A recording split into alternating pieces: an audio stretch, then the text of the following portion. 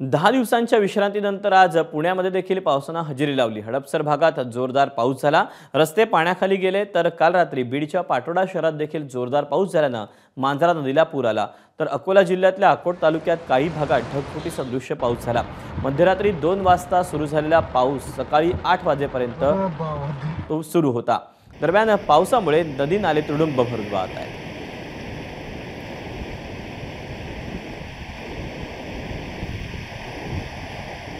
तेव्हा पुण्यामध्ये 10 दिवसांची पावसानं विश्रांती घेतलेली होती। त्यानंतर बीड आणि अकोला या परिसरामध्ये देखील जोरदार पाऊस बरसल्यामुळे अनेक भागांमध्ये पाणी देखील साचलेलं होतं। तर दुसरीकडे मांजरा नदीला बीडमध्ये पूर आल्याचं चित्र पाहायला मिळालं।